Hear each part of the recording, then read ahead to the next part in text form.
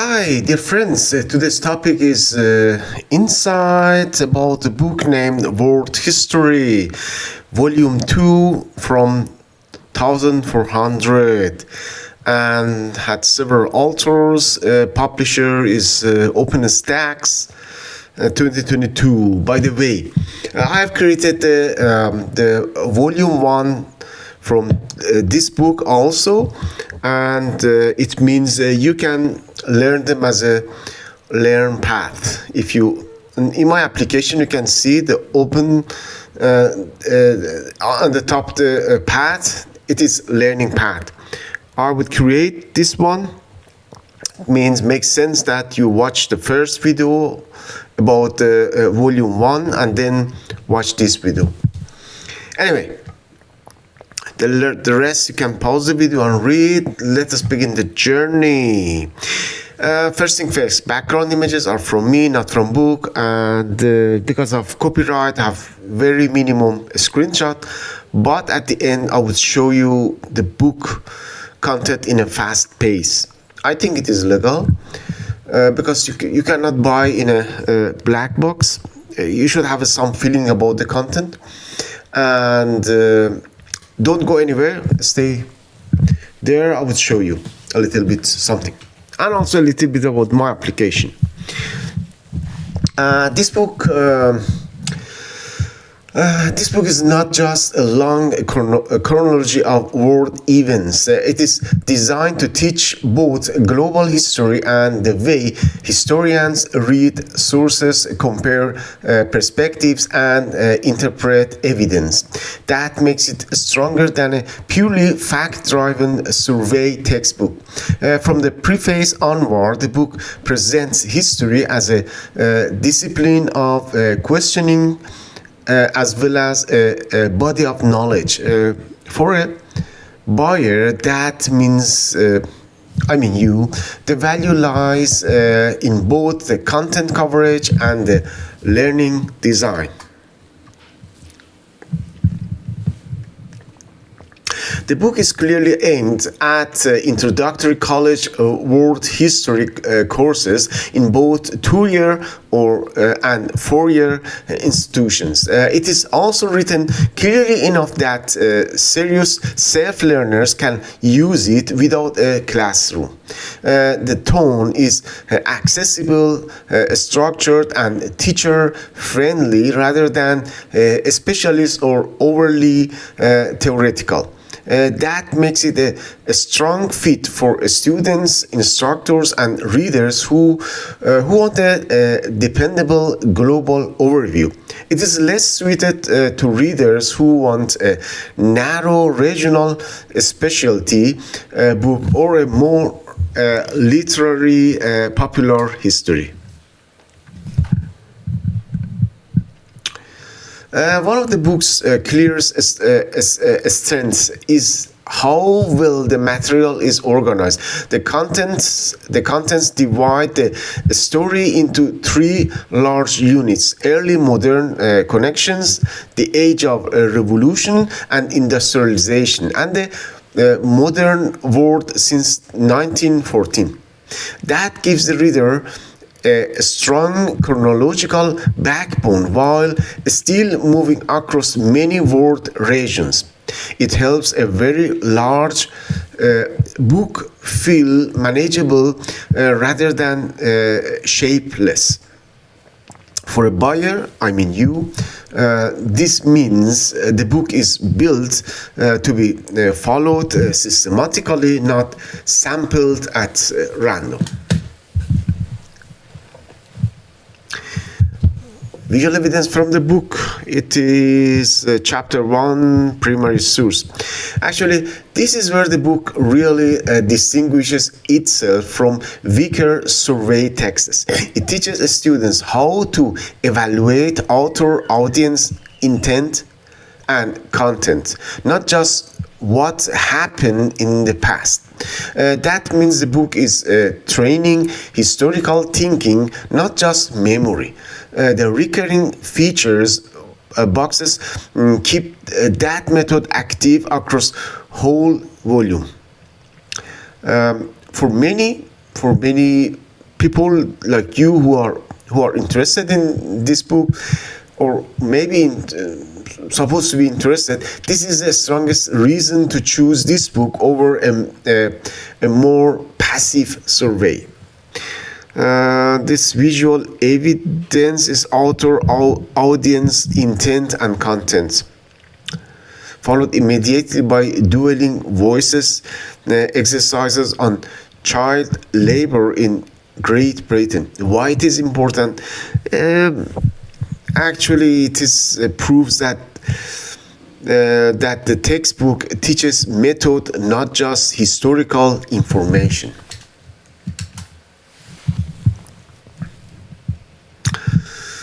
The contents and preface show that the book tries to be genuinely global rather than only nominally global. It includes East Asia, the Indian Ocean, Africa, the Islamic world, the Atlantic world, labor, decolonization, and contemporary global issues. That broader frame gives students a better map of how the modern world was actually formed. The book also says explicitly that it wants to include underrepresented voices and perspectives. For you, it suggests a more updated and inclusive survey than many older world history textbooks. A big practical strength is how teachable the book is. The preface explains that modules begin with learning objectives and are supported by summaries, key terms, and several kinds of assessment. That makes the text especially good for formal courses and a structured self-study. It also means the book is not only informative but usable week by week. For instructors and serious learners, this design is a major advantage. Another visual evidence from the book. A strong sign of the book's breadth is the space it gives to the Islamic world and other non-European subjects. This is not a token inclusion. The book treats these topics as part of the central historical story. The Ottoman material, for example, connects religion, science, medicine, architecture, and imperial development. That helps the survey feel genuinely global and not just politically global. For you, it indicates a richer cultural range inside the chapters, not only a broader chapter title. I think it is from the Ottoman Empire chapter, yeah, exactly. And you can read it and get a feeling about the content. Actually, it shows. This screenshot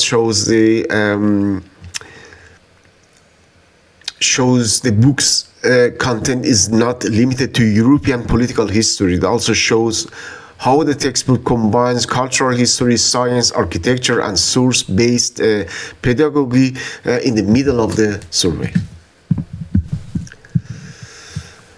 Last visual evidence from the book. It is chapter 15, the contemporary world and ongoing challenges, including this figure 15.1. It is figure 15.2. Yeah, okay. It is a globalization-themed opening built around Coca-Cola and the symbol of interconnected trade, cultural spread, and controversy, followed by a discussion of how global economic integration creates both benefits and harms. This excellent example because it shows the textbook connects the historical study to the contemporary world in a concrete and recognizable way. Okay, the later chapters keep the book from feeling locked in the distant past. Topics like globalization, science, technology, environment, and ongoing world problems make the survey clearly relevant to current life. This also helps the students understand that the world history is not just background knowledge, but a way to read the present. The late chapters are especially good for showing how interconnected modern problems have become. Okay. Final judgment. Overall, this is a strong world history textbook rather than a specialist history book. Buy this book if you want a broad global survey, a strong teaching structure, and repeated practice in reading, source, and comparing perspectives. Buy it if you are a student, instructor, or self-learner who values organization, clarity, and modern global framing. Don't buy it if you mainly want deep specialization in one region and period or one historical debate. For the right reader, it is highly usable, intellectually responsible, and one of the better survey textbooks for building a real foundation. I hope it was informative and interesting for you. Don't go anywhere. I will show you something. If you have any suggestion, improvement, please leave comment in my YouTube channel. It helps me to improve myself. And about the book, okay, if you like my efforts and the time I invest for every book, please like, subscribe, and ring the bell. It helps the YouTube algorithm to reach to further people. Okay, I thank you in advance. As I promised, it is the book in a fast pace. It is actually, they make OpenStax, they make very good book. It is very rich of very beautiful and colored pictures, and nothing is wrong with the book. It is perfect with full of colored picture, and I value the book. The effort the authors invest in the book. And last thing, my application, you can watch the video from YouTube or from my application.